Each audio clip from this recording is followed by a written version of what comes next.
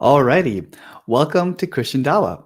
Today we're doing another live stream, and today we're going to be chatting about whether Islam or Christianity is a more logical worldview. And so we've had some viewers who have asked to talk about this. So I hope you enjoy this.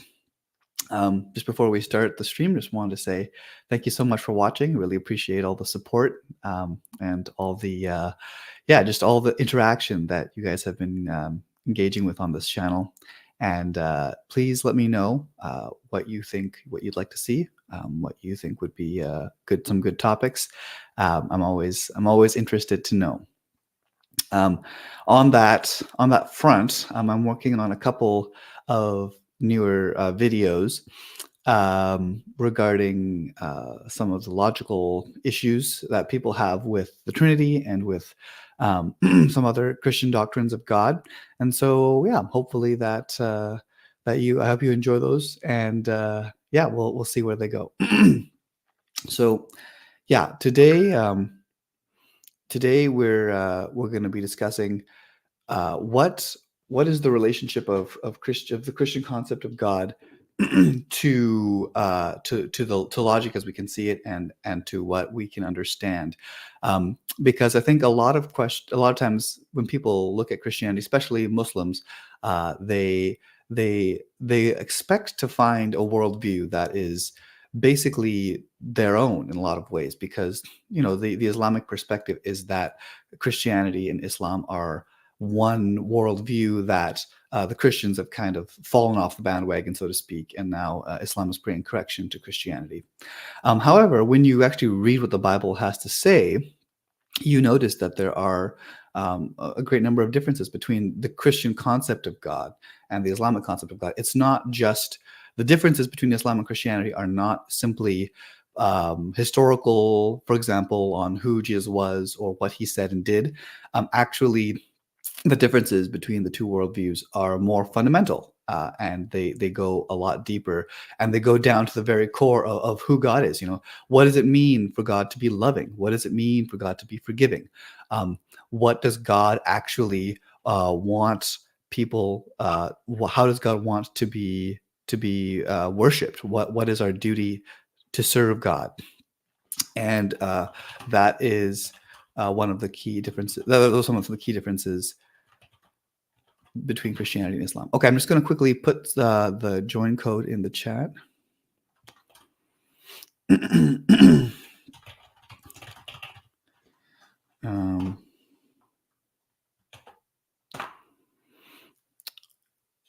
We are just currently waiting on Ahmed, who we talked to last stream. And he emailed me again and said that he was interested in discussing this topic. So I'm looking forward to talking with him. Just something interesting to know, that when we do live streams, like I mentioned before, I'm not very practiced at this. I've not done this for very long. So if you have suggestions for how I can make these live streams better, just even in terms of the length or the format or anything like that, please let me know. I'm always open to feedback. I really I'm always trying to make things more interesting, more applicable to people, and that's always something that I strive to do. All right, let me just check something out here.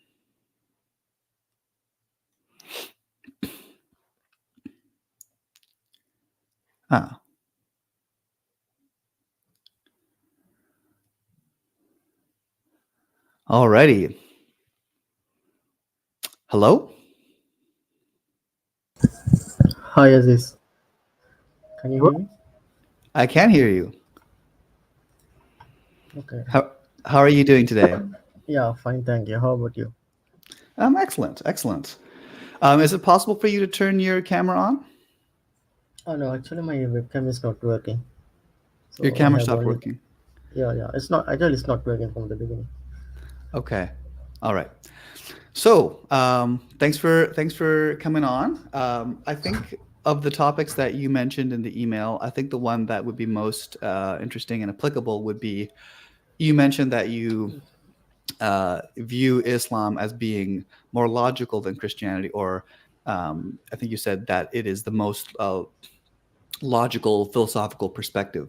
And so I'm just Yeah, curious to know what exactly you meant by that, and maybe we can just dive into an example or two on how you would see that. yeah, yes. So when I say it is logical, like first it is consistent. So we don't have a start date like we say like the Old Testament prophets that they are Muslim too. So Islam begin with Adam. So it makes sense because we consider all the prophets are Muslims. Mm-hmm. So it is consistent with Old Testament. So in that sense, second, the concept of gods that is more logical.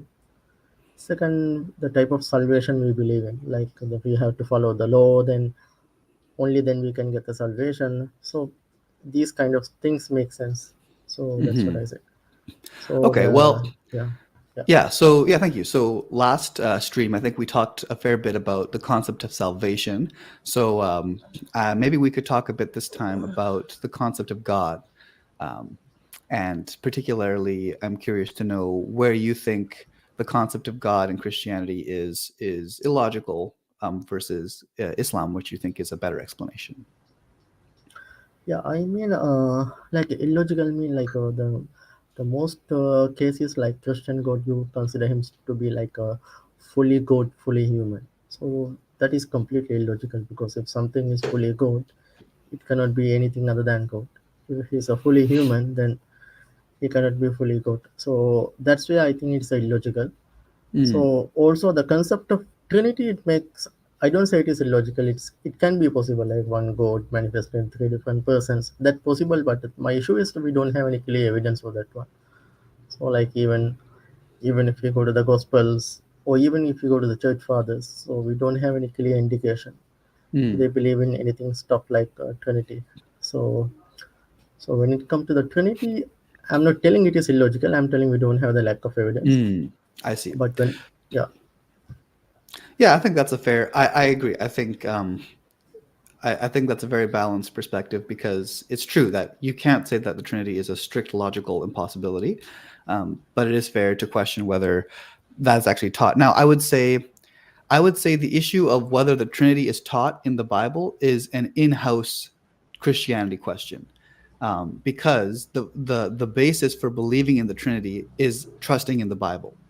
So if I'm talking with someone who doesn't trust the Bible or thinks it's corrupted or thinks it's untrue, it's premature to talk about whether the Bible teaches the Trinity or not, because even if I'm able to show that the Bible teaches the Trinity, then that doesn't really get us anywhere if you don't believe the Bible in the first place.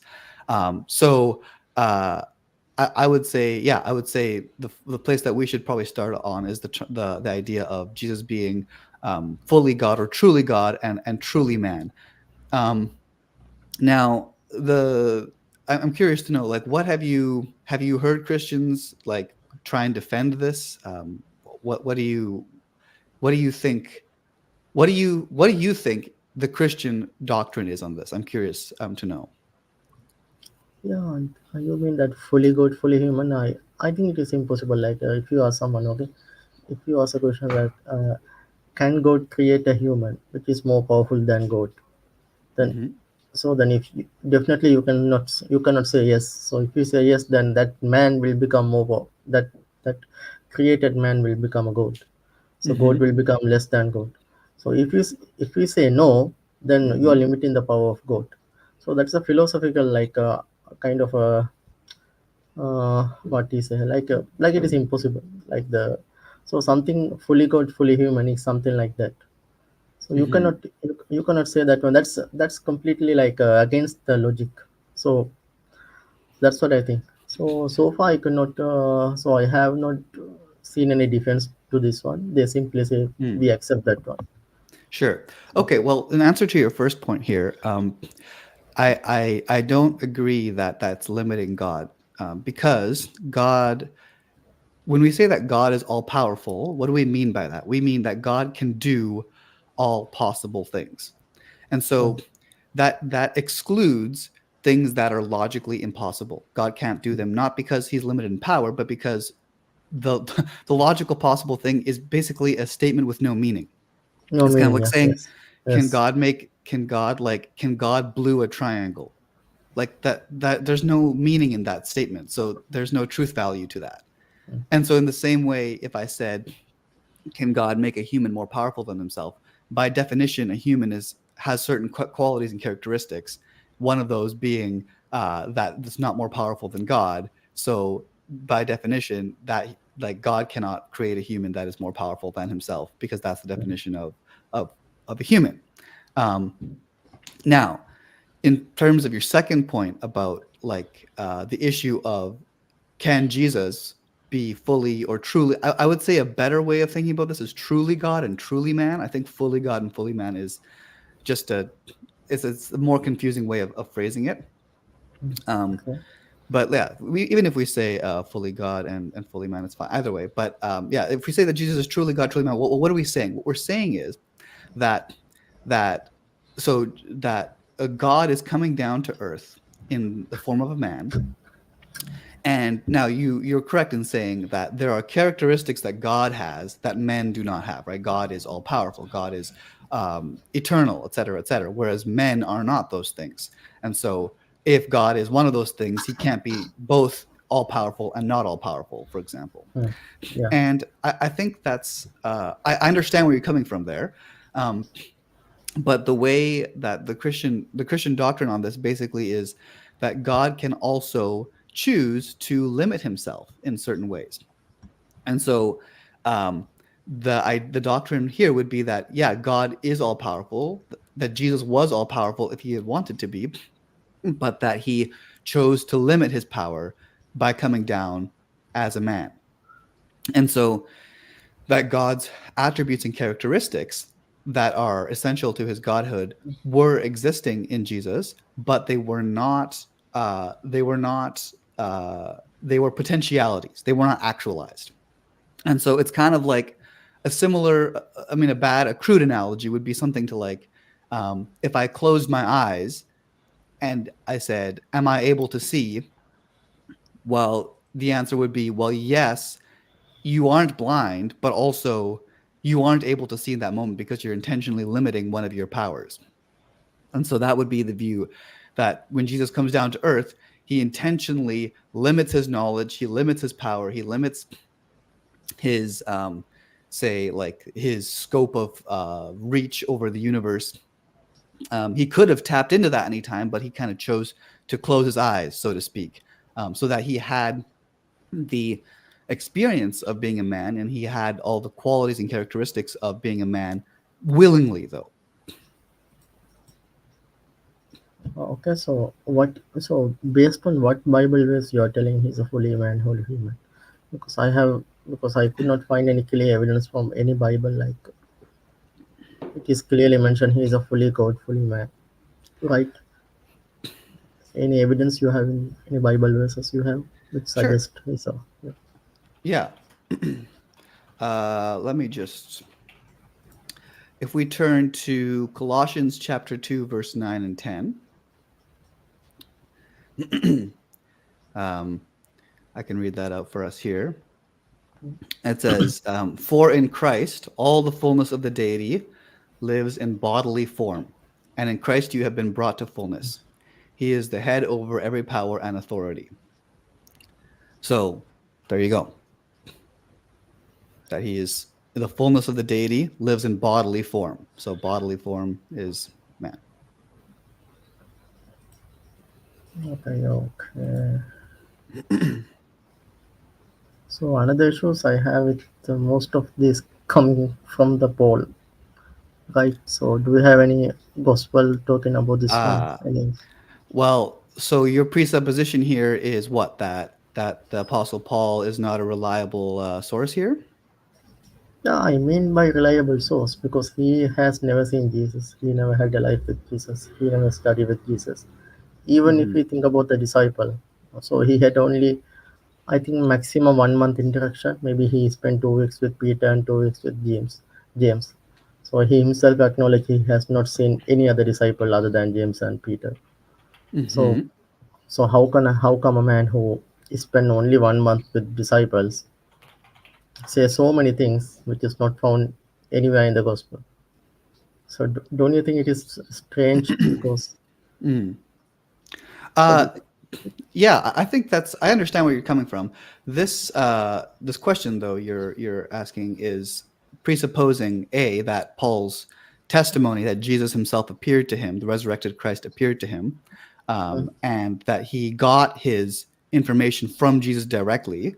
mm, You're presuming that that's not true if you're making that argument, but um, I would say on a practical level, the what happened was that Jesus came to earth, and I've mentioned this in several other places, but Jesus came to earth, and if he was to have come to earth and just gone around saying, "Hey everyone, I am fully God and fully man, I'm God," what would have happened? Would people have listened to him? Would people just have ignored him as a crazy man and just stoned him?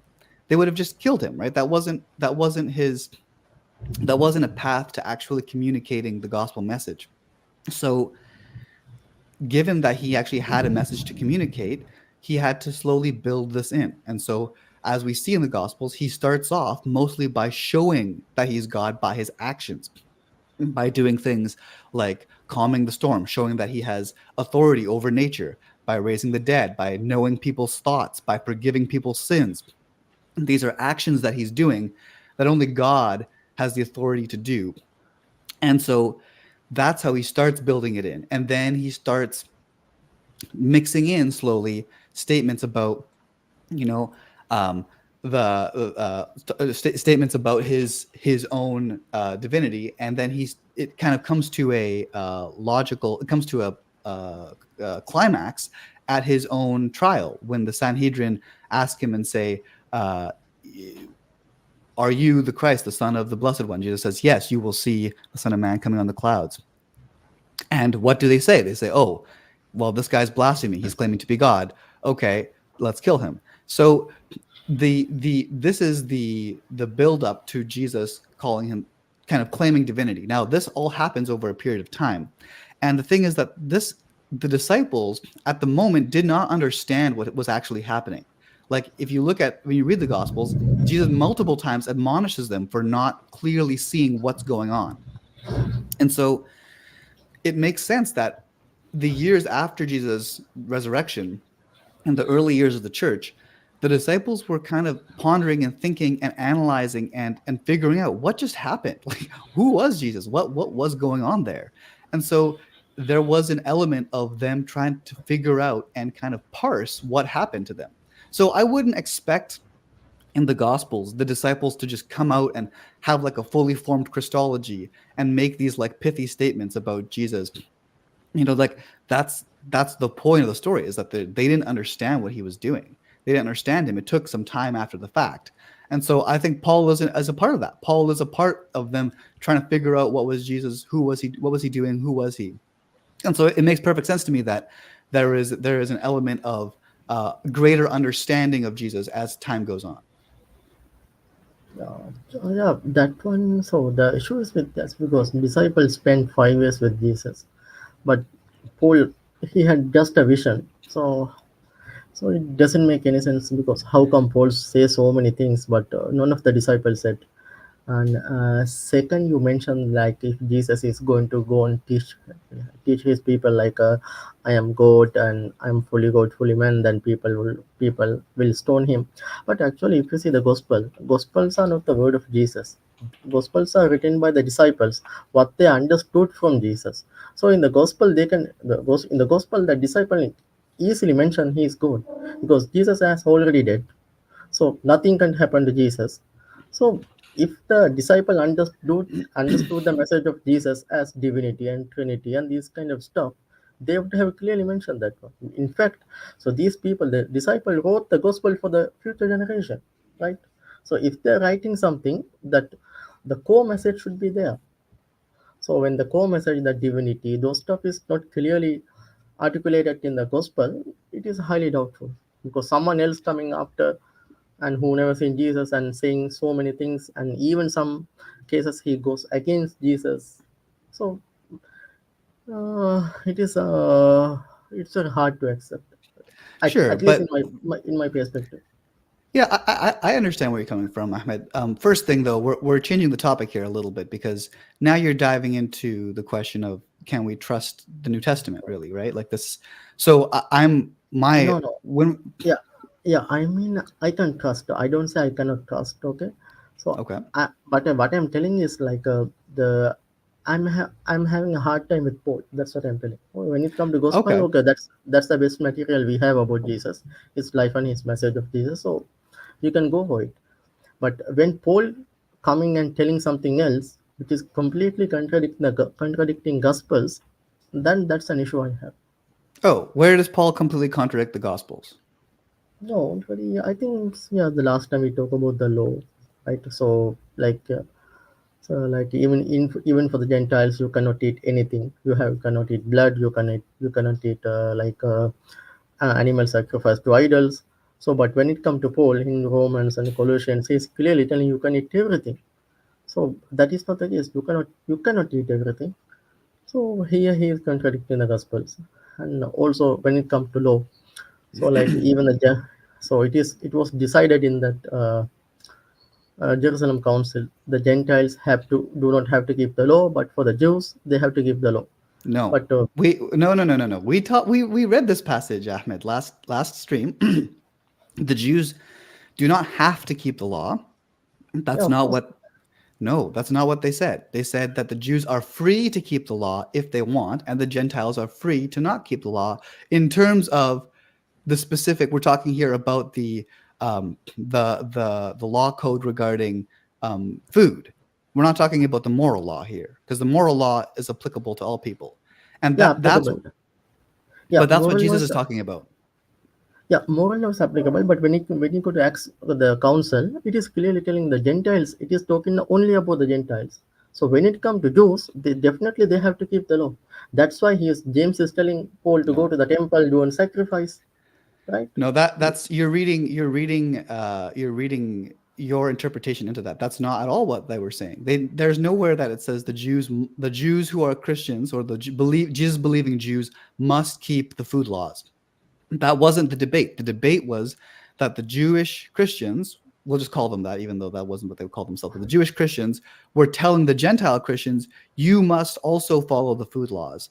And then the Jerusalem Council determined, no, you don't have to follow the food laws to the Gentiles, but that didn't imply that the Jews had to follow the food laws. That was just saying you're free of No, the food laws. But the law, Ahmed, the law no, that because Paul is talking about, he's talking about the moral law. He's not talking about the ritual law of like mixing your garments and eating kid boiled in its mother's milk. Like there was different elements of the law that Moses gave. And so when Jesus is talking about keeping the law, he's talking about keeping the moral law, right? He's talking about loving the Lord your God with all your heart, soul, mind, and strength. That is the moral law. And so that's Paul agrees. Paul says that the law is good. And he's saying, though, that the law is insufficient to actually save you. And so he's kind of he's showing that Jesus fulfilled the law. He's not saying that Jesus did away with law, which is exactly what Jesus said. He said, I have not come to abolish law, but to fulfill it. I think Paul perfectly agrees with what Jesus says. no, fulfillment mean like so Jesus talk about two things: abolishment and fulfillment. So can you tell me the difference between abolishment and fulfillment? What's the difference between abolishment and fulfillment? Abolishment means that the law is completely irrelevant, that that the law is not to be kept anymore. Fulfillment means that the law is kept through Jesus. So I, as a Christian, I keep the law. I keep the Jewish law. I keep the Jewish law through my righteousness through Jesus Christ, as opposed to saying I abolish the law, I ignore the law, I don't follow the Old Testament law. No, I don't do that. I keep the law through the fact that I'm fulfilling it in Jesus Christ. But if you go to the same passage, that is at in Matthew chapter 5, 17. So if you go to the Mm-hmm. passage, Jesus Yeah. come, okay? So in the Mm-hmm. message, if you go to the context, okay? If you go Mm-hmm. continue to read the passage, then Jesus telling what is meant by fulfilling.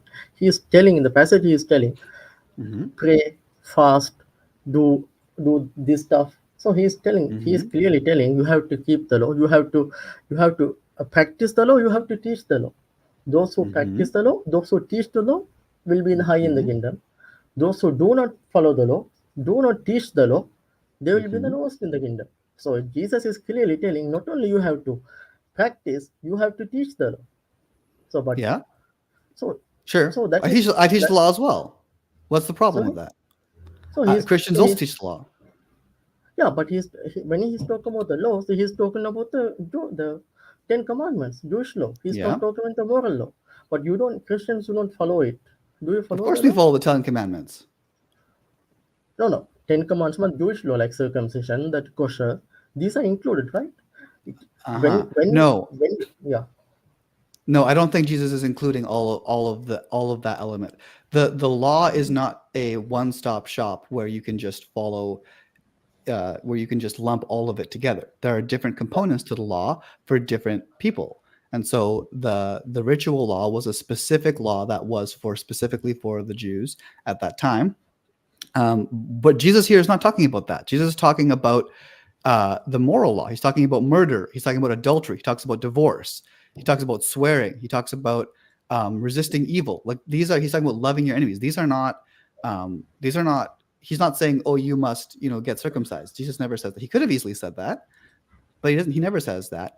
And in fact, in terms of the law, what Jesus does is he doesn't just say follow the law. He actually another fact that shows that he's divine here is he one ups the law. He says, you have heard it said, eye for an eye. Although even though that, so for example, he said you have heard it said it was eye for an eye, tooth for a tooth. But he says, but I say to you, do not resist an evil person. If someone slaps you on the right cheek, let them slap you on the other cheek as well. So he's basically he's creating a higher law, that's even a higher standard than the law of Moses, which yeah, again, that's it. That's exactly that's Jesus is doing. So if you go to the same chapter, okay, so murder, adultery, divorce, promises. yeah, Okay, be kind to others, love your enemy. If you yeah, go to the next page, it continues. Okay, he is talking about giving needy to people. That is sadaqah. He is talking about prayer. He is talking about mm-hmm, fasting. Okay, mm-hmm, so these kind of stuff. So when he says when you pray, don't go to the synagogue. Pray at home, because when yeah, you go to synagogue, then people will see you, so you are praying for the people. No, you have to mm-hmm, pray only for the Father. right. He's talking about fasting. So he's talking about giving needy to people. So these are the laws. These are included in the. He's talking about the law of Moses. He's Yeah, he is not talking about talking the law of about. Moses. But you're lumping, none of these elements are part of the ritual law. Prayer and fasting, these are praxis. These are practical ways of living out your faith. And the point that Jesus is making is not is his point again is the heart behind it. So he doesn't say that you shouldn't go to the synagogue. That's not what he's saying. He's saying when you pray, don't be like the hypocrites who Yeah, yeah, I got. love standing in the synagogues. Mm-hmm. So he's not talking about your action, he's talking about your heart. He's saying, Heart, don't be yeah. like, yeah. And the same thing with fasting. He's saying, don't intentionally make yourself look like you're fasting so people will praise you. So again, this is a subtle difference here. He's talking about, yeah, living out the moral law. He's talking about living out practically what that looks like. But the point that he's making is that it's about the heart. And what I'm saying, and maybe something that I can ask you, is if Jesus was just a prophet, if he was just a man, on what authority would he be allowed to create a higher law? How is that allowed? Yeah, because the prophets they come with their own law. They can do that. When Prophet Muhammad did so many things. Because as Muslims we pray 5 times a day. Jews used to pray 3 times a day. So we have something called zakat. Zakat is not available in the Old Testament. So we don't have the Sabbath. We don't need to rest on the Sabbath. So the Right. prophets can do that one. They But can. Jesus, That's that, but the difference here is that Jesus does this in his own authority. He does not do this saying, God sent me a book, like Muhammad said, for example, God sent me a message. Jesus is doing this on his own authority. He's not saying that he's doing this from an outside authority.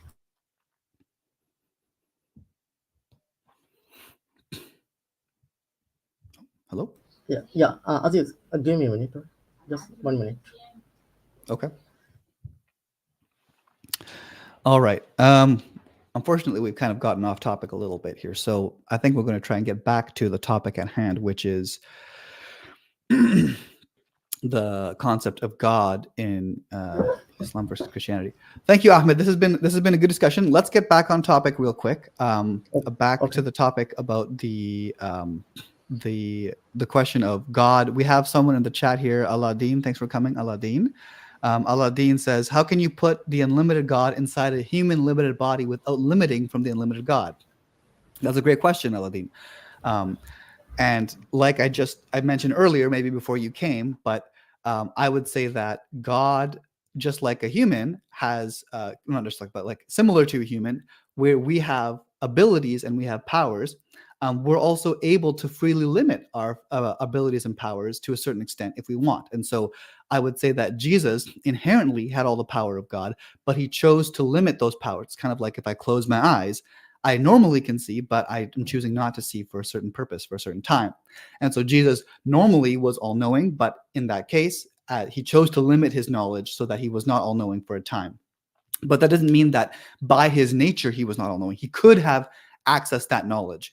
So I would say that the fact that he was human, or the fact that he was limited, is not really a problem here. All that's showing is that God has the ability to limit some of his own attributes in certain ways when he wants to. Yeah. Yeah. What would you say to that, Ahmed? Yeah. So if you say something like that, so maybe we can go back and forth, but it is difficult to come to a conclusion, which is like kind of a philosophical debate. So, but here, so when it come to law, so I just mentioned one or two things. So I'm highly confident because as a Christian, you have to follow the law. Not only Bible talk about that one, even the disciple kept the law. So that is very clear from the Bible and Acts and those stuffs. Like in the book of James, so disciple used to keep the law. Like in the James, he is talking about the law. So Mm-hmm. he said the someone with no action is a dead body. Even Satan will be saved. So like, so that's why I'm highly confident. Like you have to keep the law, but when it comes to the all the gospels, I cannot find a single place where Jesus is undermining the law. He is creating a higher standard, but Yeah. he never said no need to follow the law. These kind of stuff is not there. Only the Paul talk about this stuff, like the Jesus justified that law, those stuff. Can you show me any gospels it is Yeah. talking Jesus, about? Jesus, the key verse here is when Jesus says, I have come to fulfill the law. Yeah, In me, the fulfilling. law. Yeah, Right. fulfillment mean like normally fulfillment mean he completed the law. So Moses fulfilled the law, Muhammad fulfilled the law. So that's a fulfillment, right? No, Fulfillment no, no, mean no, after no. Moses did not fulfillment fulfill the law. No. fulfillment mean, yeah, fulfillment mean, so my understanding I'm telling, abolishment mean not to follow the law. Fulfillment mean after Moses no one can do any change. If Jesus fulfilled the law, after Jesus no one can No, no, change the law. no. That's totally misunderstanding that phrase. No. So Fulfilling the law, like I said, mm, is not mm. Moses did not fulfill the law. Moses introduced the law. Yeah, fulfillment mean after Moses' death, okay, no one can touch it, no one can add anything, no one can delete anything. Same thing with No. Moses, same thing with Muhammad. No. No, no, no, no. Okay, No. That's okay, that's not what the word means. Fulfill does okay. not mean to end end Mm. the kind of changing of it. Modification. Yeah, Okay. exactly. Modification.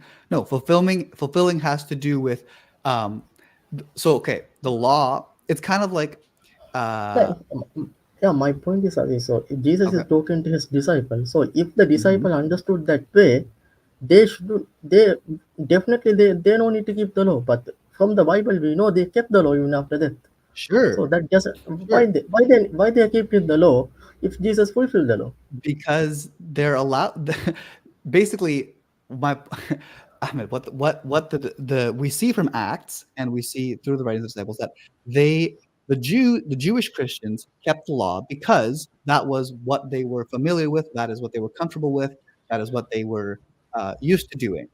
The question is are you obligated to keep all of the ritual code, not the moral code? Again, we're talking about the ritual code Yeah, as yeah. well. And that's what the Council of Acts says. No, you aren't. You are not obligated to keep the ritual No, code. no. Can we go to the council? Council is very clear. It is talking about the Gentile Christians. It is not Yes, talking about exactly. the. Yeah, exactly. It's talking about the Gentile Christians because So there was no issue for the Jewish Christians, because the Jewish Christians already wanted to keep the law, keep the yeah, ritual. that's mean. So Gentile Christians, like it is talking about the seven law of Noah in Old Testament. The law of Moses is only for the Jews. For the any Gentile who is coming to the faith, Judaism, he has to give the seven law of Noah.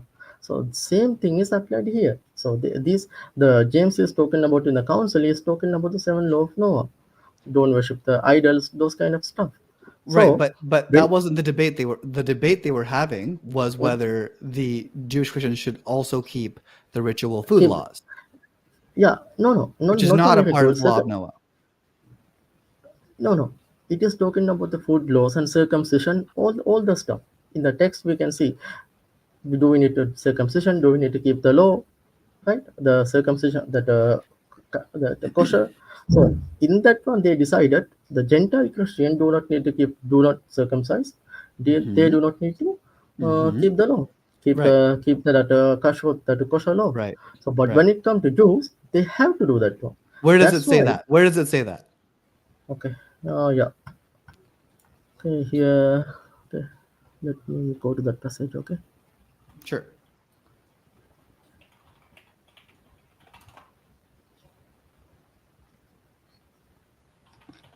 We're talking about Acts 15, right? Yeah. At 15 also there's another passage. Maybe I'm confused. Two passages. Let me. Mm, no, there's a couple councils here.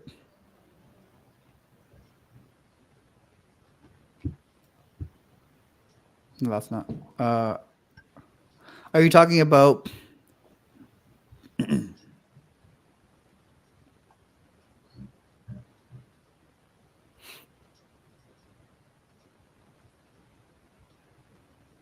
Okay, here we go. Okay.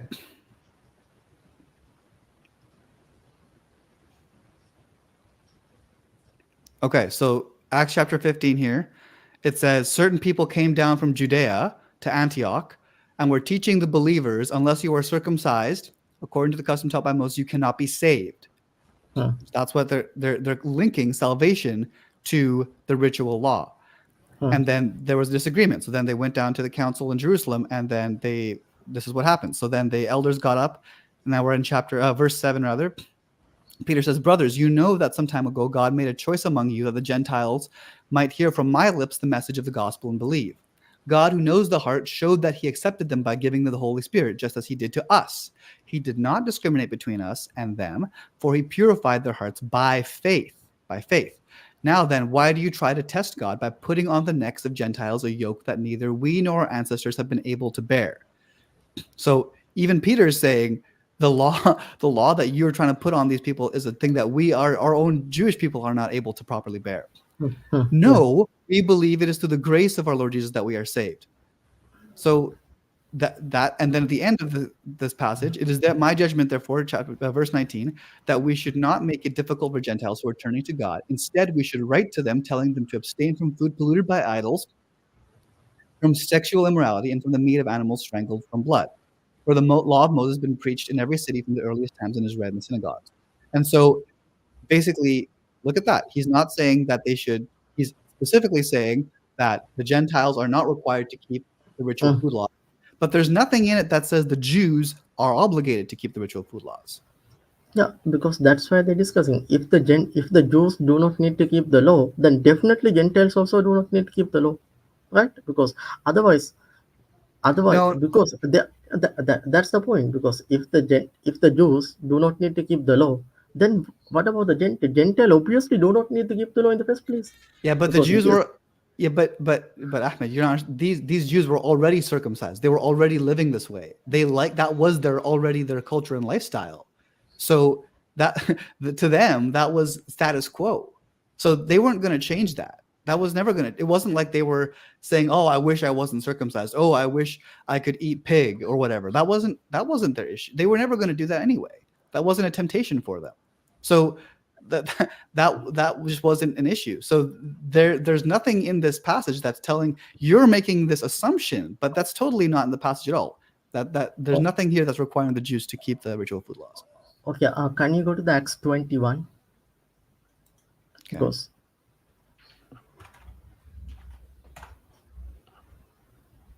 can you go to the verse 20?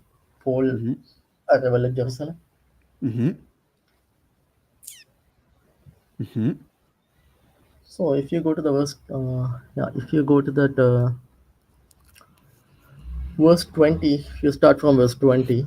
Mm-hmm. So when they heard this, they praised God, and they said to Paul, "You see, brother, how many thousand of Jews Mm-hmm. have believed, and Mm-hmm. all of them are jealous of the law. Mm-hmm.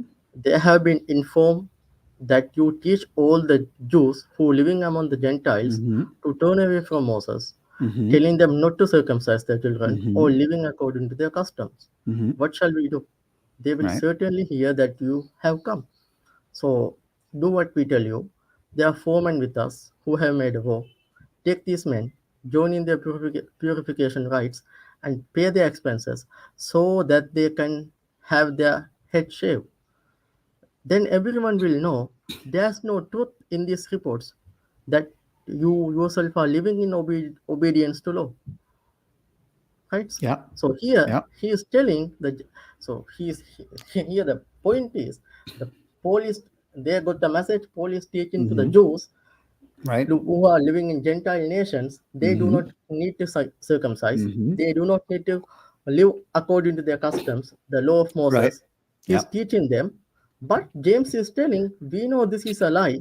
So to show it to the people, go to Mm-hmm. the temple, do the sacrifice, shave your head, then people will know you are under the law. So point Mm-hmm. is, so if you say that it is optional, then why Yeah. James is telling do this one? Great question. Actually, Paul explains this very well. I'm trying to let me just quickly find the verse here.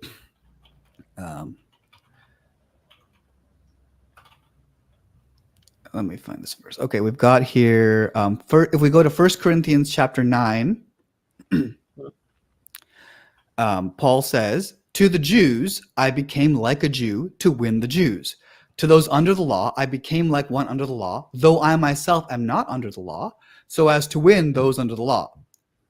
So that's what's going on here. That in Acts, this is a question of helping the Jews to understand what's going on here. The Jews are freaking out because they're saying, you're basically against the law of Moses. You're teaching people to not follow the law of Moses.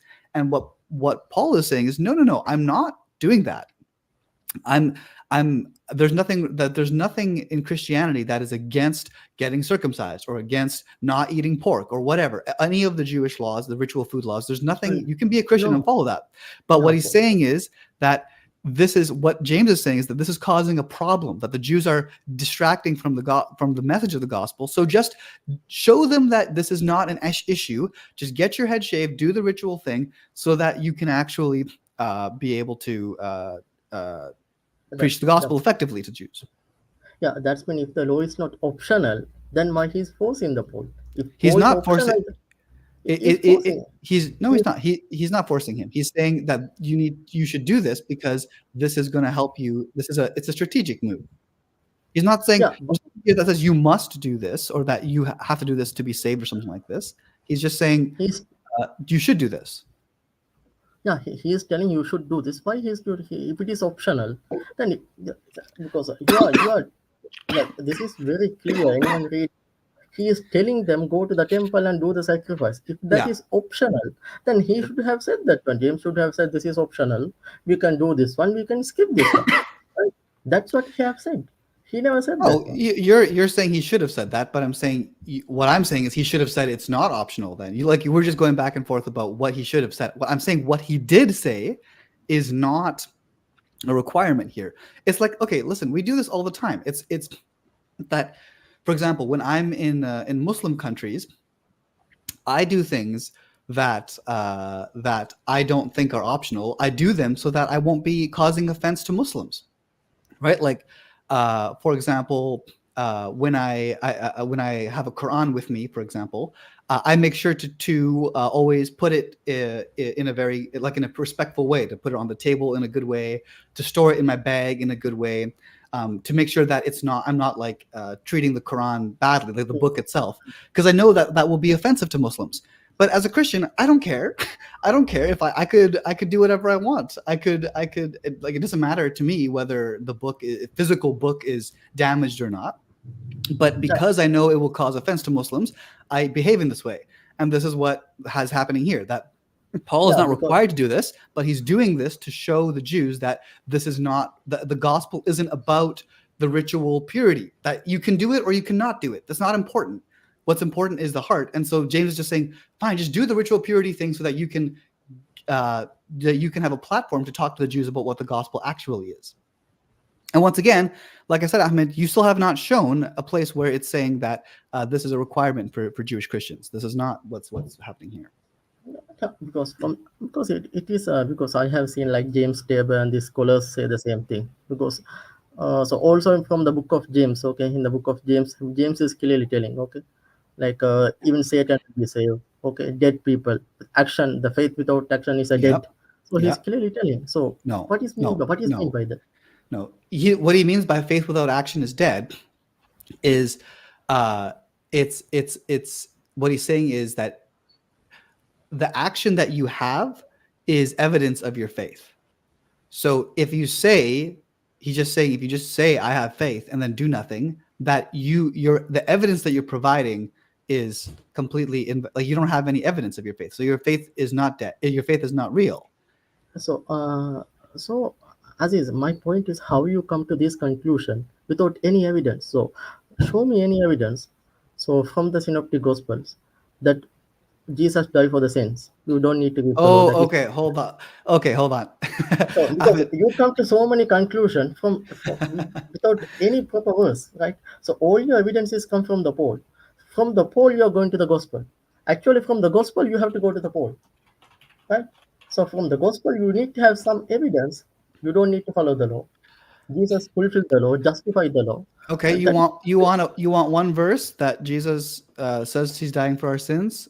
We go to Mark chapter 10, verse 45. For even okay. as the Son of Man came not to be served, but to serve, and to give his life as a ransom for many. Okay, that doesn't mean not to keep the law. That doesn't say No, no, you just oh ask for law. a verse. You just ask for a verse where Jesus says that he will die for people's sins. Yeah, no, I'm asking where he said not dying for people's sin. I'm Oh, telling not to keep the law or do not follow the law or law is optional, something similar.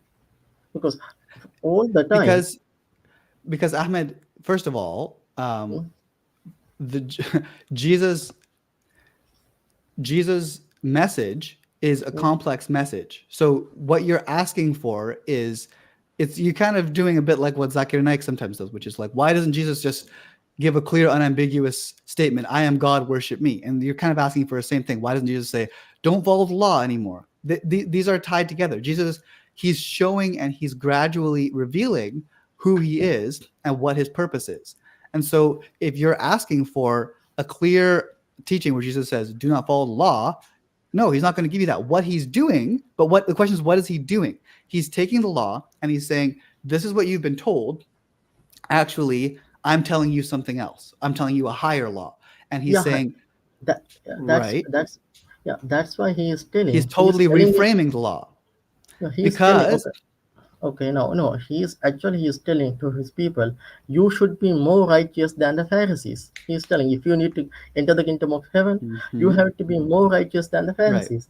Pharisees are the people who believe in both laws, the oral law and also the Torah.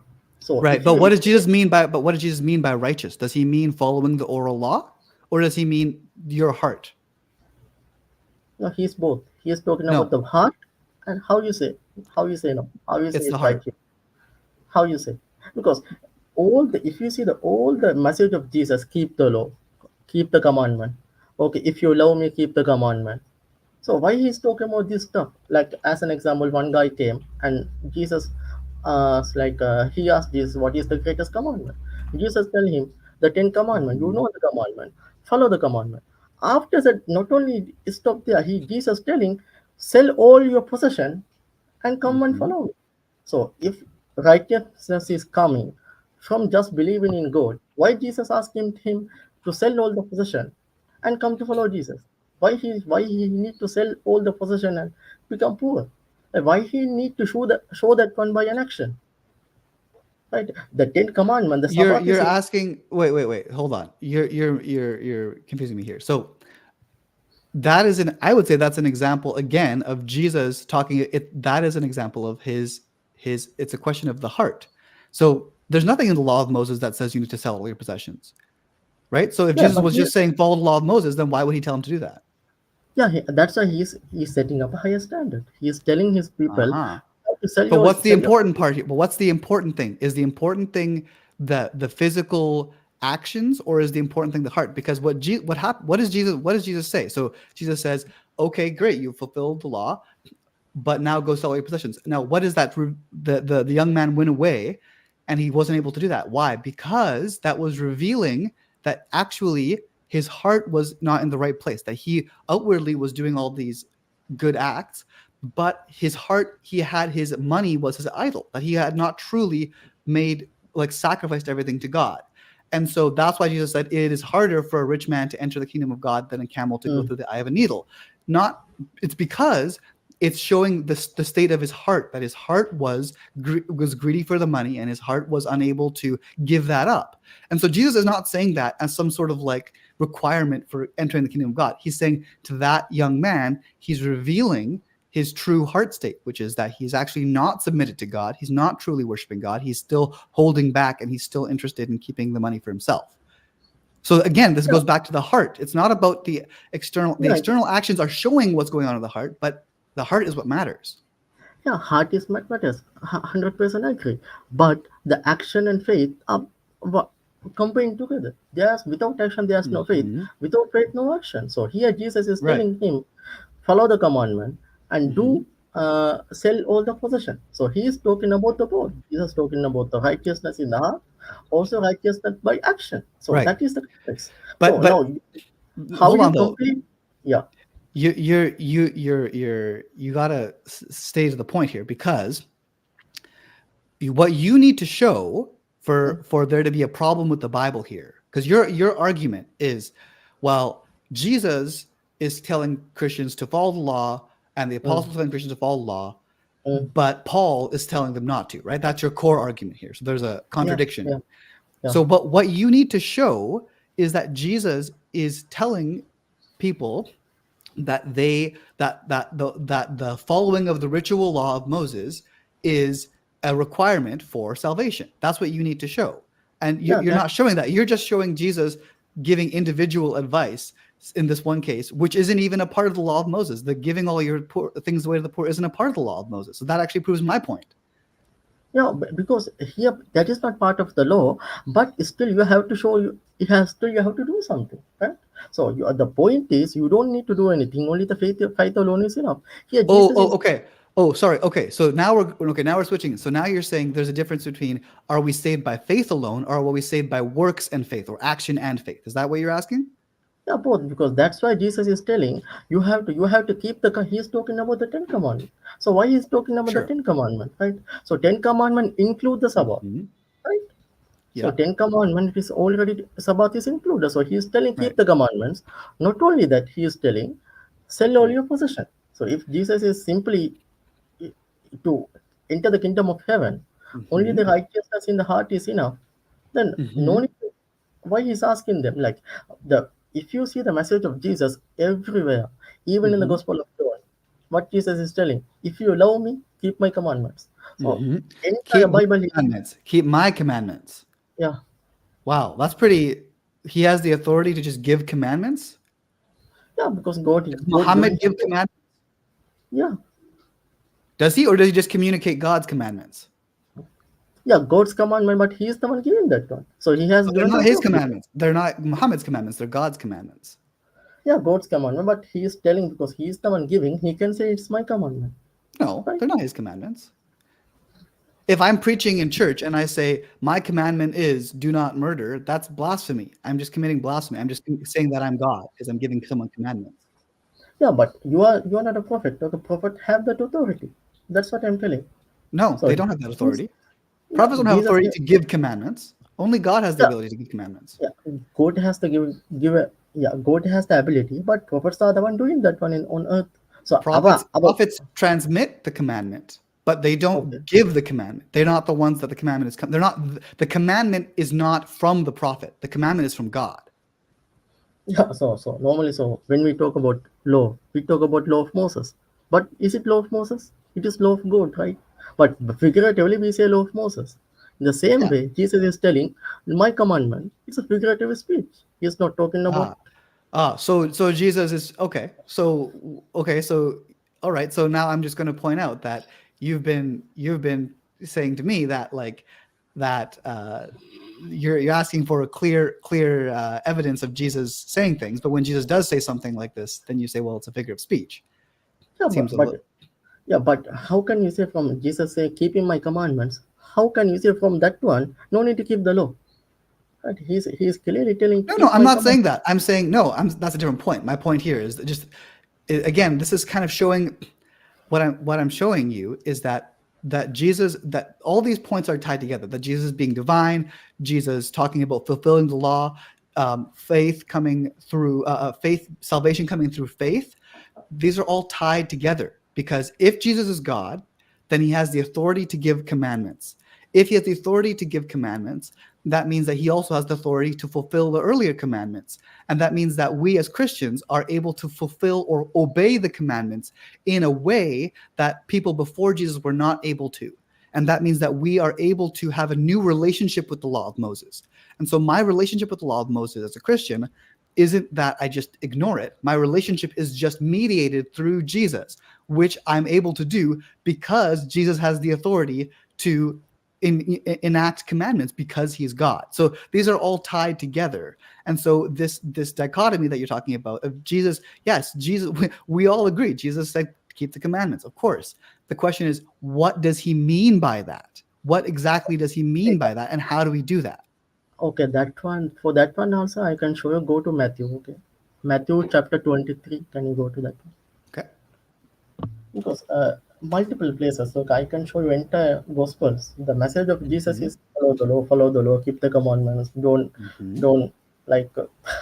So like if you put together all the verses, okay, not one. Mm-hmm. I could not find single place where Jesus said like, no, it is optional. Like this kind of stuff never existed. So Well, in okay, yeah, go in the ahead. Go Matthew ahead. Go ahead. Read the verse. Read the verse. yeah, I think you open the page. So Matthew chapter 23. So Jesus spoke to multitudes and to his disciples, saying, "The scribes and Pharisees sit in the Moses seat. Therefore, whatever they tell you to Mm-hmm. observe, that observe and do." So he is telling whatever they tell you to observe, observe and Mm-hmm. do. But do not do according to their works, for they say and they do not do. Mm-hmm. For they bind heavy burdens and hard to bear, lay them on the men's shoulder, but they themselves will not move them with one of their fingers. So here Jesus is Mm-hmm. telling, whatever the Pharisees say, Mm-hmm. do that one, observe Mm-hmm. that one, but Mm-hmm. don't do it according to their works. That's mean how they Mm-hmm. do that one, don't do in that Mm-hmm. way. Go to the law, but he is telling, so whatever the Pharisees say, observe, observe and do. So he Mm-hmm. is telling follow the Pharisees. The Pharisees is Mm-hmm. the people who follow the both laws, oral Mm-hmm. laws and the Torah. So why Well, he is telling? yeah. Ooh. Why is he telling them to do that? Because he's telling them, well, first of all, he's talking to people who are at his time. So he's not talking to uh, this is not a command to the disciples, for example, to do this for all time. He's talking about what the Pharisees tell you to do. So that's the first point. But the second point is, even if we accept that, the Jesus when he's saying this is the the commands that the Pharisees were teaching them were good commandments. There's nothing wrong with what the Pharisees were telling them to do.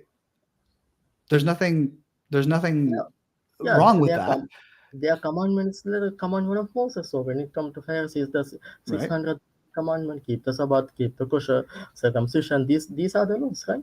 So Sure. When he's talking normally when the New Testament talking about the law, it is almost 99% it is talking about the law of Moses. The Right. commandments mean law of so commandments. So here Jesus explicitly telling his disciple to follow the Pharisee. That's why normally the majority position is Jesus himself is a Pharisee. He followed the both commandments, like the No, oral. Jesus is not a Pharisee. But yeah, but your So your yeah, here interpretation here is is that what you're doing is you're saying Jesus is saying you should do what the Pharisees do. That yeah, is not the same thing, or you should not do what the Pharisees do, but you should do what the Pharisees say. say Um, yeah, yeah, but my point is that uh, this is not a command talking about what people should be doing for all time here. This is talking about the specific example, the specific time of when the Pharisees tell you to do this. Yeah, you should follow what the Pharisees say. This is not regarding, um, this is not talking about how to be saved or how to enter the kingdom of heaven. That's not what he's talking about here. This is not what the context of this passage is. okay, Because this passage is he's talking about what what the problem with the Pharisees are and why they're hypocrites. And so he's saying what they're saying is fine, what they're doing is wrong, right? That's what he's saying. So this is yeah. not a, this is not a But requirement for salvation or anything like that. but that is not there. You're telling that one, but where's the evidence? So here it is. Jesus is telling, observe and do. He is telling whatever they say, do that one. That's Mhm. why he is telling, don't do it how they do, but you have to do it. You have to do it in your own way. Either go to the study the law, or maybe Jesus show them how to do that one. As an Right. example, Jesus, you can work on the Sabbath. So Jesus Right. kept the Sabbath. He said you can work Right. on Sabbath. You can heal Right. the people because the Sabbath was created for men, Right. not the otherwise, right? So right. So my point is that what I keep saying is so at this time, that's how people observed the law. But since Jesus' death and resurrection, there's the kingdom of God has been established. And so now we're living in the kingdom of God. We are able to mediate. So I can follow this. I do follow this. I follow what the Pharisees teach, insofar as it is in line with what the Bible teaches, what the Old Testament teaches, um, through Jesus. Yeah, but following the law means you have to follow all the laws, right? Even the book Right. of James is telling if you skip Hmm. one commandment, it is as if you violated the entire law. So Sure. that's me. So you have to keep all the commandments, but definitely Christians are not Right. according to them. But Yeah. you're not addressing my fundamental claim here, which is that we're Mm. fulfilling the commandments through Jesus. Our relationship with the commands is not the same relationship that the Jews had previous to Jesus, which is that you follow the commands by doing the commands. I follow the commands by following the one who fulfilled the commands. And so Yeah. in Jesus, the commands are fulfilled. Yeah. How you get to that conclusion in the first place, right? That is too much. Right. Well, but Ahmed, you're saying how do you get to that conclusion in the first place, assuming that we reject what Paul has to say, and we're also going to. I'm assuming we're not going to talk about the book of John, and so you're No, already no. starting. I'm. I think Book of John. Okay, we can take the Gospels. Okay, because I have no issue with the Book of John. So we can take the four Gospels. My issue is only with the Paul and the Luke. Luke is a disciple of Peter, disciple of Paul. So that's the issue I have. Okay, the Gospel of Luke it is based on the Gospel of Mark. So I have Mhm, no issue with the Gospel of Luke, but the teaching of the Paul, the letters of mhm. Paul, the Hebrews. So this is what I have really doubt because these are not Mm. in line with the Gospels. Gospels came before. So No, first we have to go to the Gospels came after Paul. Paul predates the Gospels. yeah, Paul predate the Gospels. But when you see at first you have Gospels. From the Gospel you have to see Paul. From the Paul you cannot go to the Gospels, right? So normally Christians are seeing the Gospel in the lens of Paul. But you should do otherwise. You should see the teaching of Paul from the lens of the Gospels. Don't you Why? think like that? Hmm? Why should I view it that? Why should I not read the Gospels through the lens of Paul? Yeah, because Paul, he had never seen Jesus, never studied with Jesus, never had I an I interaction I with believe Jesus. he did see Jesus. Yes, I do. He saw That's him on the his, road. yeah, but that's his testimony, right? He is the one telling, like, Yeah, but Ahmed, do you see your problem here? You're saying I should question Christian doctrine because I shouldn't trust the Bible. If I didn't trust the Bible, if I didn't trust the New Testament, if I didn't trust Paul, I wouldn't be a Christian at all. This wouldn't be a problem. Like, what kind Yeah, of Christian are yeah. you going to be? Oh, I'll be a Christian, but I'll just throw out most of the New Testament. That's No, not, no. you're not a Christian, Yeah, right? I'm talking. Yeah, I'm not talking about the gospel. I'm talking about only the if even if you throw out the gospel of like the teaching of Paul, still you have the four gospels. You have the majority of the New Testament. Also, there are so many like in early Christians like Ebionites, Nazarenes, they consider Paul as heretic, right? So we have the first Clementine homilies. So these are second century documents. In that document, we can see the Peter called Paul as my enemy. So these are second century documents. But okay, Ahmed, the fundamental problem here is that you're saying Yeah. you're my as a Christian, my claim is the New Testament is inspired by God, right? Hmm. If you're a Christian who disagrees with that, you're not a Christian. You're a heretic. You're not a Christian. Yeah. So the Paul, when what the Gospels are a historical account of what Jesus said and did, but it is not a theological treatise on exactly what that means and analyzing that. That's what Paul is doing, and not just Paul, but also Peter and James and John are analyzing what Jesus is doing and teaching and how that is impacting our lives today. And when Okay. Paul comes along, guess what? Even though, yes, you're right, he did not study under Jesus. He was not with Jesus when he was alive. Everything that Paul was doing and writing was signed off by the apostles who were in Jerusalem at the time. That Paul talks about the fact that he ran his gospel by Peter and James in Jerusalem before he went out and did his missionary journeys, and they confirmed everything that he said. And so these letters that were going around and were being circulated by Paul, these were circulating very, very early on. These letters are circulating well within the lifetime of all of the disciples. And so these would have been in the world of the disciples. And we have no record of any of the disciples disputing Paul on any of his letters or saying, oh, you're misinterpreting Jesus, or this is a false interpretation. No, they agreed with his interpretation. So the fact that God used Paul is God can use whoever he wants. And so this is a perfectly valid way to interpret the Gospels, because the people who did study with Jesus validated it and said that was a correct way of viewing it. Now, if you're going to say, well, I don't trust Paul, okay, that's fine. You're coming at it now from a non-Christian perspective. We're going outside perspective now. But then in that case, then this is a different discussion then, because now we're going to be talking about what is the reliability of the Pauline epistles and stuff like that. And that's fine. That's just a very different discussion. My issue is because when it comes to Paul himself telling I can lie for the sake of God, right? If I say even if I lie for the God, am I condemned? So he's telling he Wait, can say lie. that again. I didn't understand what you said. Say that again. Yeah, Paul is telling he can lie for the sake of God.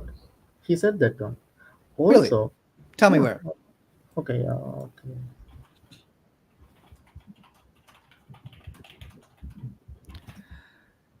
Paul does taqiyya, tawriyah.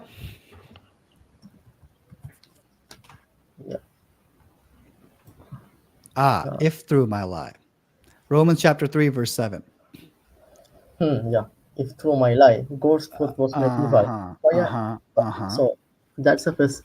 Second Paul. No. You need to read this passage, my friend. You can't just throw that out there. Okay. Because this is very context determined here. Okay. If you think Paul is saying that he's lying and that's okay, then you're just not reading the passage right. It's not at all what Paul is saying. Okay. But the point is he can say, from my lie, something better happens, then I'm not a sinner. That's that's the essential message, right? Is it? That's yeah. Yeah, first, that is my first point. Okay, my second point here. Hold on. This is an important point here, because if Paul is just saying, "Oh, I can lie," then yeah, that kind of totally invalidates. That's not at all what he's saying. So let's see, verse 5, chapter 3, Romans. If mm, our unrighteousness serves to show the righteousness of God, what shall we say? That God is unrighteous to inflict wrath on us? I speak in a human way.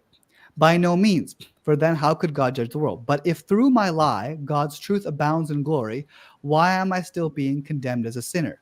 And why not do evil that good may come?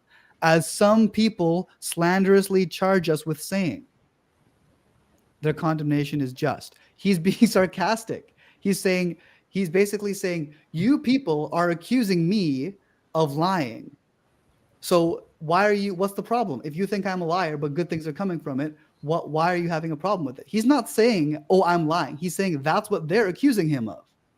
yeah, he is telling. The point is, the issue is not he is lying or not. The issue is he is telling, if from my lies something better happens, then that's good. That's the No, point. no, no, that's not all what he's saying. He's saying other people are saying that. Other people are Okay, accusing him of being a liar. He's okay, not saying I'm a liar and that's fine yeah, and good things are coming from it. no, no, he's okay. Other people are telling he's a lie, but he's telling, if my falsehood enhance the God's truthness and so increase his glory, am I still condemned as sinner? That's what he is telling you. Other people are telling you are sinning. He is telling, from my lies, if something good come, then still I am a sinner. He's asking a question, right? That's what No, he's saying. because what does he say right after? And why not do evil that good may come? So is he saying, oh, I should do evil that good may come? No, this is a what do you call it? A rhetorical question. He's saying, why not do evil that good may come, as some people slanderously charge us with saying? So he he's the opposite, man. He's saying people are accusing him of lying, and he's saying, Okay. I if I'm lying, but God's truth is coming out, why Mm. do you have a problem with he? Yeah, that's the point I'm making, right? No, no, That's no. the same point I'm making. So what I'm saying when he says verse 8, and why not do evil that good may come? Is he being serious? Is he saying that as a true statement, or is he saying that as an opposite statement? What's the version you're using? New international version? Because No, I'm in the using new, the English Standard Version, which is more literal. okay, English standard version.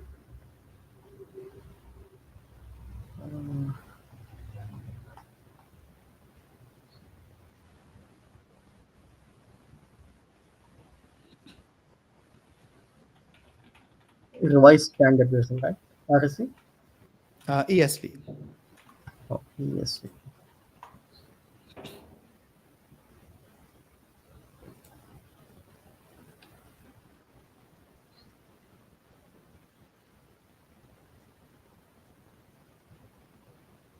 He is telling why not do evil that good may come. As some people slanderously charge us with saying their Mhm. condemnation is just. So he's making a statement. I have no idea he's sarcastic or what's telling, but he's telling why not do evil that good may come. Right. So he's he's saying people are saying that he's a liar. Okay. Mm, And so what he's saying is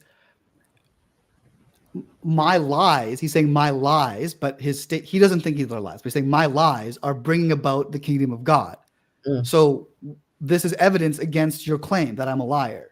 But if I was a liar, then why not just do good?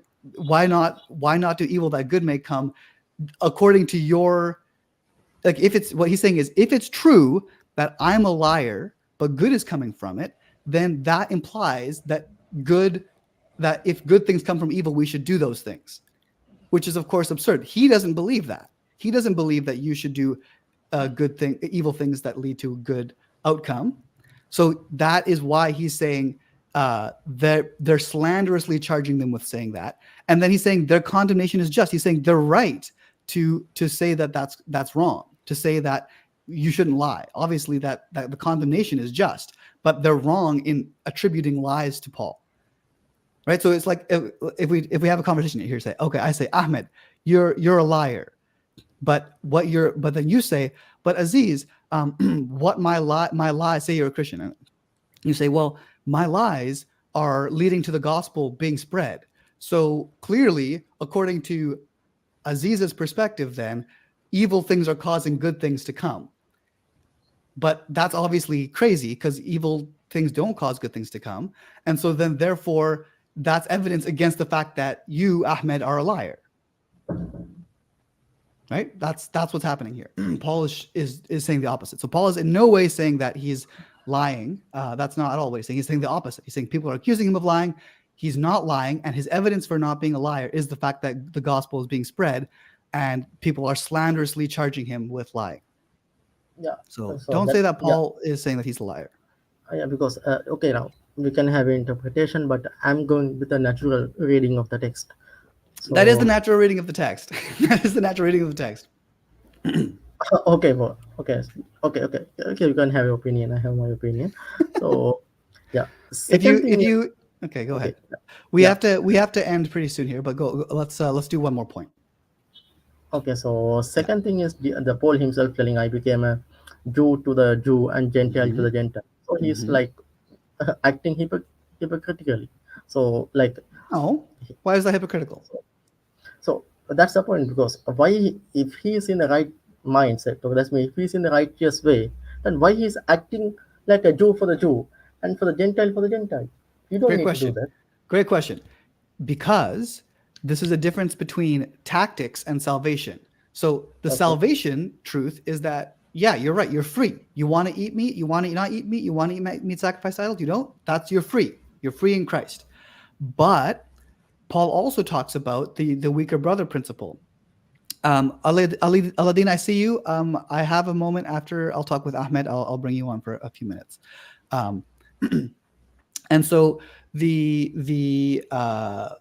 was I going to say? Oh, so Paul's not saying, so when he's saying, in order to win the Jews, I became a Jew. To order to win the Gentiles, I became a Jew. He's not saying in order to be saved or in order to live proper life. He's saying in order to be culturally sensitive to them.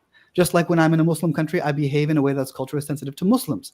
It's not saying that I believe that I need to live that way as a Christian. No, I'm just doing that so that I'm not going to be unnecessarily offensive to those people so that I can effectively share the gospel with them. So that's all Paul is saying. He's saying, I'm culturally sensitive to the people that I'm sharing the gospel with so that we're not distracting from the gospel, right? He doesn't want to be a distraction. And so, yeah, okay, you know what? You're someone who doesn't like to eat meat. Okay, fine, I won't eat meat. Not because I think I can't eat meat, but just because I don't want it to be a distraction from what the gospel message is. So that is what Paul is saying there. okay. Okay, thank you, Ahmed, for chatting. I appreciate your knowledge and I appreciate your insight. I've had a good time. Yeah, okay. Yeah. Do you have anything else you'd like to end off with? Just a final statement, maybe?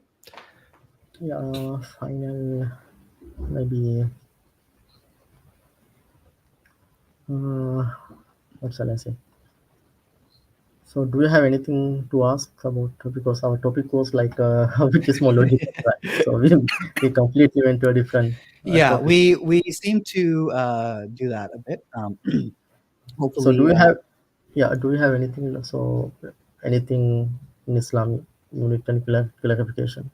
Like, I'm going to be doing another live stream about this. I have some videos that are going to be coming out on Islam and whatnot. So in the future, I'm going to be today we were talking more about the Christianity, but future videos and future live streams will talk about Islam, and you're welcome to join us as well for that. So yeah, okay, okay. So, yeah, I thank you. have one. Yeah, I have one question. Is it okay? Okay, sure. Okay, so that is regarding the Ten Commandments. Okay, the first commandment of Moses is like you cannot make images of God, Mm, idols of God. mm, But exactly the same thing we are seeing in the Christianity. Like we have the images of Jesus, images of mhm, statues of Jesus. So don't you mhm, think Christians are going against the first commandment? First commandment is absolutely confirmed. Like you cannot have material form of God, you cannot have images. That's why like Judaism is like Islam in the synagogue, so mhm. anywhere you can find any images or idols. So don't Yeah. you think Christianity have images, so that is against the first commandment? Um, I think, to be honest, I'm torn on it. I know what I know it's a debate within Christianity, honestly, whether we should be portraying God. I personally feel I'm a Protestant, so I feel a little uncomfortable with icons and portrayals of Jesus. Um, but at the same time, I do also understand that that's not exactly what that first commandment is talking about. It's talking about you shall not make a graven image. You shall not create an image of God as He is, whereas Jesus is a man and also God. So we're creating an image of the man who is also God. So it's a bit of a debate. Yes, Jesus is God, but we're not creating an image of His divine nature. We're creating an image of His human body. And so that's a very esoteric debate between some Christians on what exactly that means. So I would say, though, in general, you should be very careful about that. And I don't have strong opinions on it, to be honest. Okay, so is there any denomination within Christianity they don't have idols and images? So Yeah, all of my the denomination, pretty much all Protestant denominations do not do that. okay, okay, Yeah. Then that's fine. Yeah. Okay, thank you very much, Ahmed. Thank you for chatting. Really appreciate it. I hope you have a good Okay, night. Aziz. Yeah. Yeah, okay, Aziz. Thank you for the opportunity. So yeah, Thank you very much. God bless. okay, thank you. Bye. Bye. All right. Let's see here. Let's bring on Aladdin. Hello, Aladdin. How are you doing? Alhamdulillah. Hello. Am I coming clear? I'm very sorry, my friend, but I only have 10 minutes. So I have to No, leave in 10 minutes. So it's okay. It will not take 10 minutes. Actually, I wanted to talk to you while Ahmed is here because I wanted Ahmed to hear what I'm going to say. But so sadly, you asked him to leave. So I hope that he is in the live chat. If you are listening, Ahmed, please just give me one in the live chat. So I'll make sure that you listen to what I'm going to say, inshallah. Go ahead, Aladdin. His name is Ahmed or Fazal? I know Ahmed. it. Okay, because he comes screen name is Fazal. I know. I know it. You were talking about Paul lying or not. Actually, I posted in private chat. I don't know if you've seen my private chat or not. Actually, oh yes, Paul, I see it now. Wow. Yeah, Paul himself actually lied, and he said that I'm doing this for the sake of the gospel. And I post you the verses. He acted the Jew as a Jew, even though he's not a Jew. He acted the people without law as if he was not. He was without law, so he can gain those without law. He acted those people who they are non-Christian as a non-Christian, so he will gain them. Then at the end, he said, "I do all this for the sake of the gospel." So he lied to people just to gain them. No, he's not lying to people. No, I already explained that to Ahmed. I already explained that. This is not lying. No, you're talking about Romans 3:7. I'm not talking about Romans 3:7. I'm not Okay, talking you're talking about here 1 Corinthians 9:18. Yes, when he said to them that are without law, as without law, being not without law to God, but under the law. So to those people who they are without law, he acted with them as being without law. So he lied to them just to gain them. That's what the verse says. And I read the commentary actually for the verse. Hold on. I need to understand what you mean by lying, because when you say he's lying to them, what do you mean by that? Okay, very well. If I will act, I have a law. I follow the law. I'm a Muslim. Okay? Then I'll come to you to gain you. I will tell you that I have no religion. I'm agnostic or whatever. I will claim to be something that I am not. So I will put doubt in your heart and I'll gain you. Yeah. So do you consider that's not what he says? Yeah, sure. But let's take a different example. Suppose I'm a Christian. I'm free. For example, in Christianity, we're free to drink alcohol because Jesus drank alcohol. But there are some Christians who don't drink alcohol. And so I, as a Christian, can say, well, to those who I personally don't like to drink alcohol, but there are some Christians, say in Europe, who drink alcohol. It's cultural, etc. And I don't have a problem with that per se, even though I personally don't like it to do that myself. But when I'm with them, I could say, well, when I was with the German Christians, I drank alcohol with them or German people, I drank alcohol with them, because that, even though that's not something I normally do, I did it in order to connect with them. It's not, he's not compromising on the core gospel issue. He's compromising on issues that you can compromise on, which are issues of how we behave, cultural relevancy, that kind of thing. So that's what he's talking about here. Okay, I'll ask you a question. If I will come as a Muslim, for example, and I'll stop talking to you and I'll tell you that I'm not Muslim, so I'll have a discussion with you. I will act as not being a Muslim, and I'll tell you I'm not a Muslim. Then you will realize at the end that I'm a Muslim. Will you call me a liar or not? I would call you a liar. Very good. So when Paul came to those people without law, and he acted among them to be without law, so he will gain them. Like me, acting not to be a Muslim, just to gain you. So when Paul did that, what do you call him? No, that's not what Paul's doing. So what Paul is doing is in the Christian church, there at the time, there were Jews and there were Gentiles. And the Jews continued to follow the law, even though they didn't have to, but they just chose to because they were free to do that. And then the Gentiles didn't follow we're talking about the ritual law here, though. We're not talking about the moral law, the ritual law, like the food laws, etc., circumcision. And the Gentiles did not follow the ritual laws, and that's what the council in Acts is determining and saying, no, Christians are free to either follow the ritual laws or not follow them. It's their choice. It's their choice. And so Paul is saying, in order to win the Jews, he chose to live like a Jew, to follow the ritual laws. And then when he would go to Gentiles, he would live like a Gentile, not under law. But look what he says here.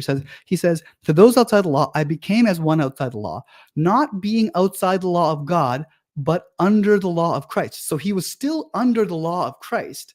He was still a Christian. He never said he wasn't a Christian, but he did not follow the ritual laws, the ritual Mosaic laws, like the Jews did. Excuse me. Did he tell them that he's a Christian, or he hid it from them and he act to be a Jew in front of them without telling them that he's a Christian? With all due respect to you, Christian, I'm sorry. Have you ever read the Christian commentary for those verses? Have you ever been to BibleHub.com, then read those commentary to those verses? Have you ever done that? Sure, yeah. No, have you ever done that? A long time ago, but not recently. So my advice for you is to go there and read this again, because I'm not quoting myself.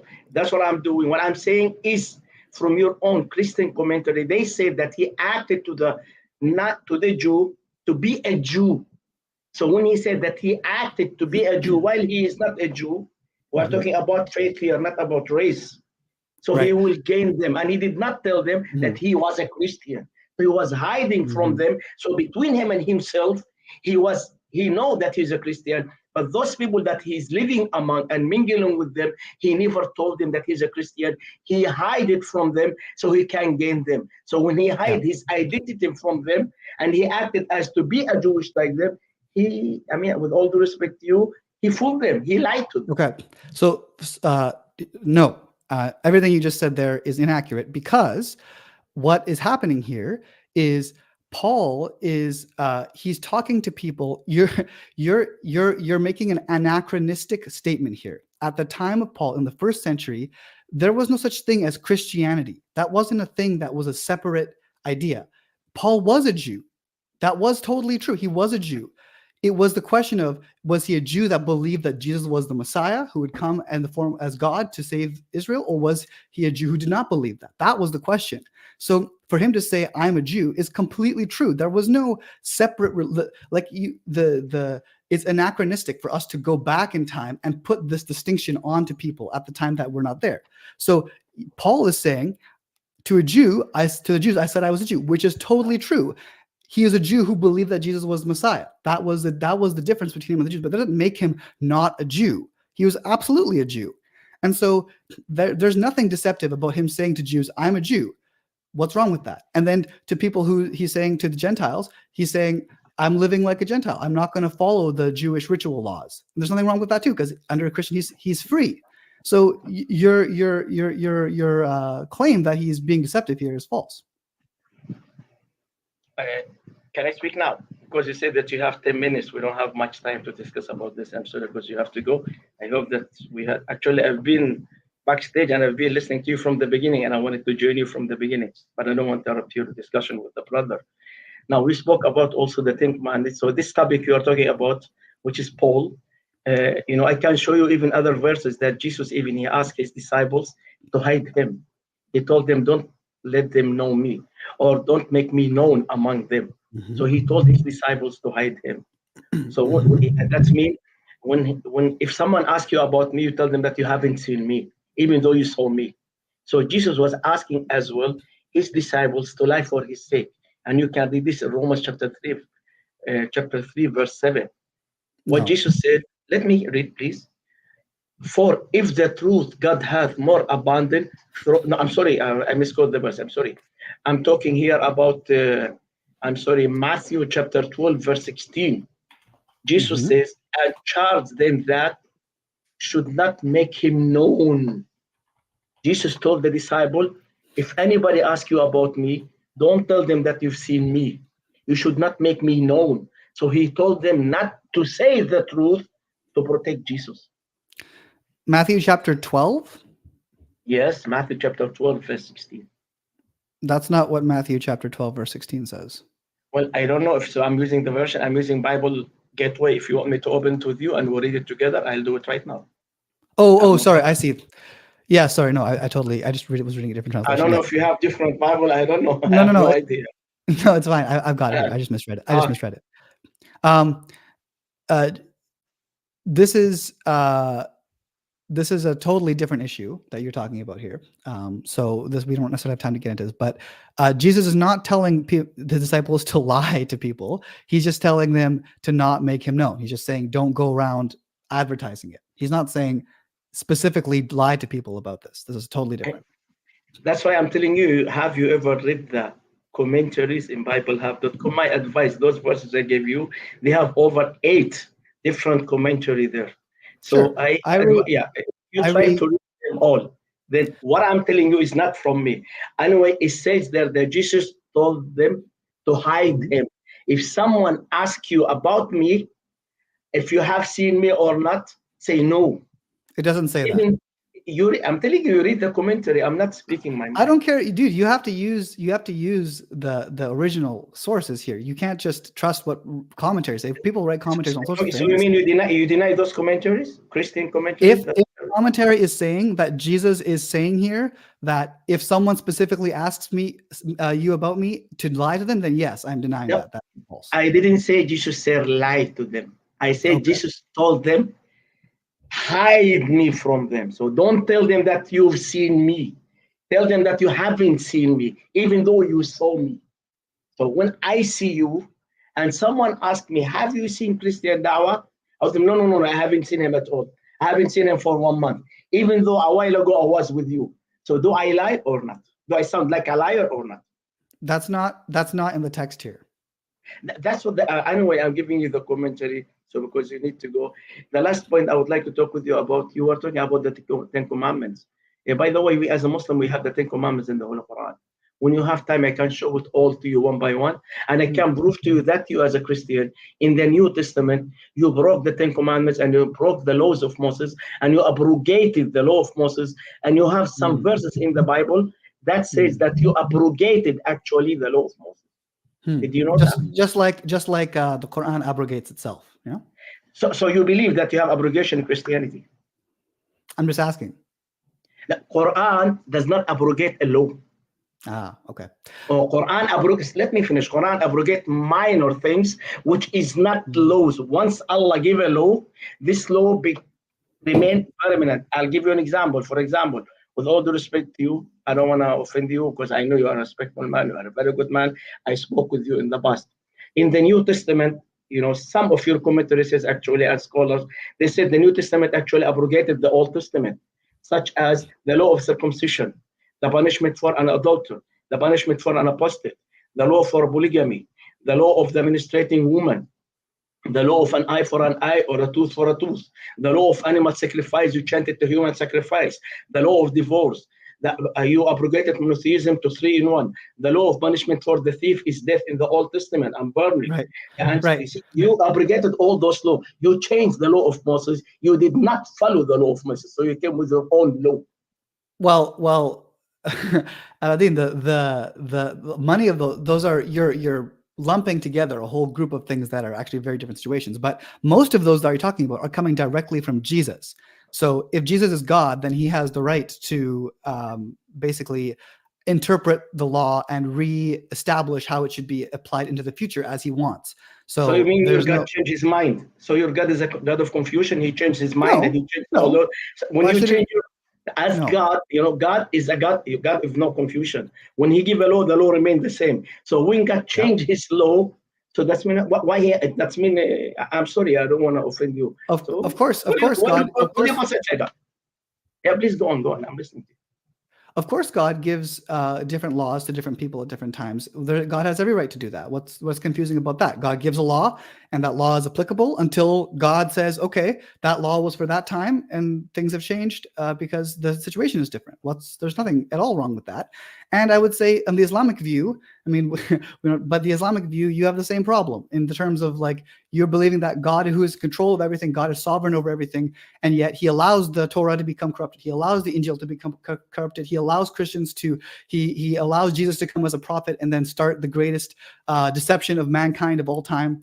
And what is it? Is God able to control his prophets and control his books and preserve his books, or is he not able to do that? So no matter either way, you're going to have a problem with this idea of, is God a God of confusion or not? You see, you just throw some claims at me You as just a throw Muslim. some claim. No, Yeah, no, but we both are doing that. No, my friend. When I give you a claim, I support my claim with an evidence from the Bible. I give you biblical verses, and you disagree with me in the interpretation of your commentary. So I give a claim with an evidence. I support it with an evidence.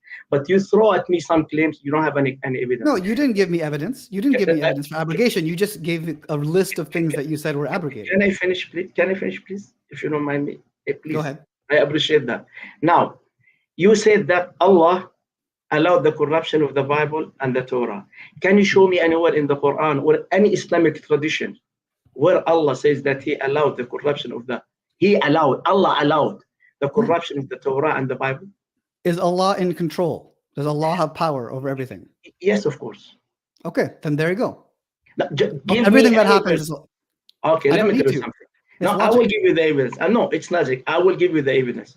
Allah subhanahu wa ta'ala says in the Holy Quran 4 times that He promised لا مبدل لكلمات الله لا تبديل لكلمات الله. Nobody can change the words of Allah referring to the Holy Quran. So Allah subhanahu wa ta'ala says that He will seal and protect the Quran 4 times. So therefore the Quran is preserved. Allah never said that He will preserve and protect the Torah or the gospel that you have of Christ or the what you call Bible. Therefore, God gave you the free will to do whatever you want. But in Islam, in the Quran, Allah promised that He will protect the book and He will keep it as is. So therefore, no one was able to corrupt it. Sure. Don't tell me that Allah is the one who allowed. No, Allah gave them the free will. No, Allah gave them the. If Allah wanted to stop them, He would stop them. But He gave them the free will, and they have done it. Right. So God allowed it. Everything that happens on earth is allowed by God, right? Yeah, He gave them the free will because Allah. But it's allowed.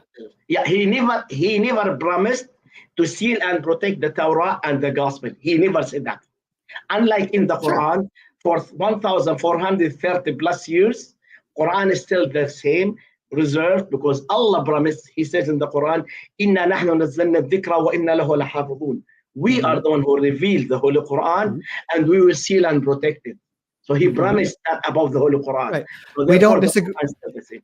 Yes, I don't disagree with that. That's what the Islamic claim is. My point is, my point still stands, which is everything that if God is in control, everything that happens on earth, including the things that are done by man's free will, are done through the allowance of God. And so God allowed the Bible to be corrupted. He allowed the New Testament to be corrupted. He allowed Jesus to create the largest false religion in world history.